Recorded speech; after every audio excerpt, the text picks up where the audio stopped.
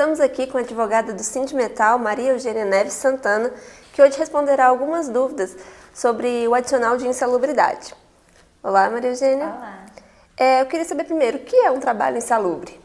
Bem, trabalho insalubre é todo e qualquer trabalho executado sobre contato direto ou indireto, contínuo ou intermitente com agentes nocivos à saúde, agentes insalubres. Esses agentes insalubres, eles são listados pelo próprio Ministério do Trabalho e Emprego por meio da NR15 e nesse rol constam quais são esses agentes insalubres que ensejam a percepção de algum tipo de benefício em razão do contato do trabalhador com a insalubridade. Entre esse rol, de agentes insalubres, nós podemos citar, a título de ilustração, ruído excessivo, calor, pressão, muito frio. E o que é o adicional de insalubridade? O adicional de insalubridade é uma parcela monetária, um valor monetário econômico que acresce ao salário fixo mensal do trabalhador para fins de compor a sua remuneração e compensar o trabalhador de forma econômica pelo trabalho em contato direto com agentes insalubres. É um valor que varia entre 10%, 20% e 40% sobre o valor do salário mínimo legal, que acresce ao valor do salário fixo desse trabalhador. Esse valor, ele incorpora a remuneração mensal do trabalhador para todos os fins legais e ele é devido em razão do trabalho em contato com agentes insalubres. Então, se porventura um trabalhador trabalha por um determinado período em contato com os agentes nocivos à saúde e amanhã ou depois para de trabalhar em contato com esses agentes, ele também vai parar de receber o adicional de insalubridade. Certo? O adicional de insalubridade ele só é devido em razão do trabalho em contato com agentes insalubres. Certo. Quem tem direitos realmente a esse adicional? Quem tem direito a receber o adicional de insalubridade é todo e qualquer trabalhador que trabalhe, que exerça suas atividades laborais em contato direto com agentes nocivos à saúde. Ok. E que direitos tem quem trabalha em condições insalubres? Bem, quem trabalha em condições insalubres tem um tratamento diferenciado por parte da legislação trabalhista e previdenciária. A legislação trabalhista, ela proporciona uma jornada de trabalho mais flexível, ela proporciona um acréscimo à remuneração mensal do trabalhador, que é através do pagamento de um adicional de insalubridade, que conforme eu já disse, varia no percentual de 10%, 20% e 40%, que é calculado de forma a se comparar com a intensidade da insalubridade a que aquele trabalhador é submetido.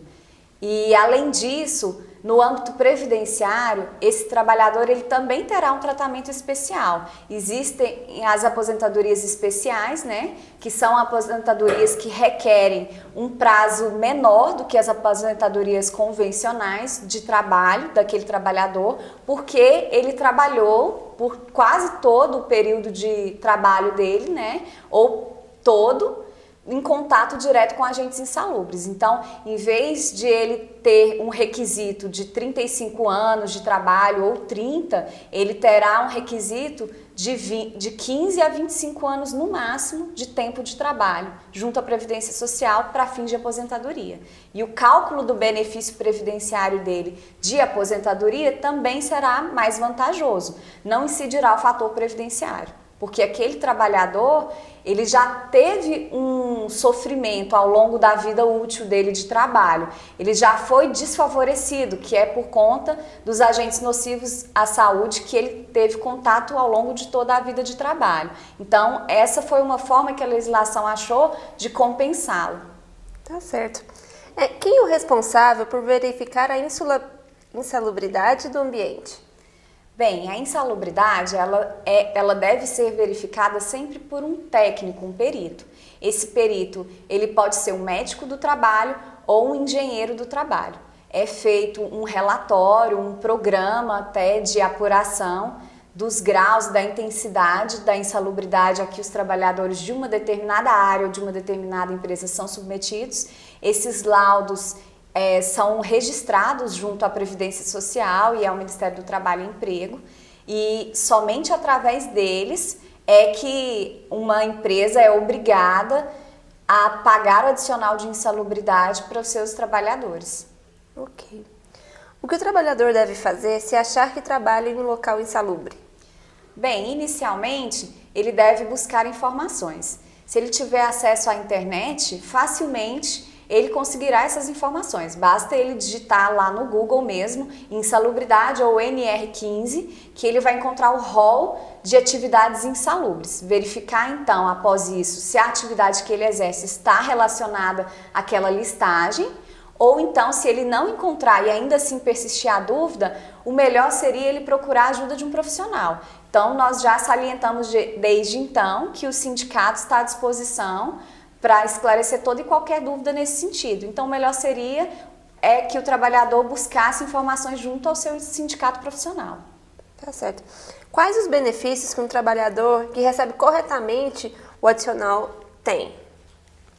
Bem, conforme eu disse, o trabalhador que é submetido a exercer suas atividades em locais insalubres ou em contato direto com agentes nocivos à saúde, ele já é prejudicado, porque a saúde dele é muito mais importante do que qualquer tipo de parcela remuneratória.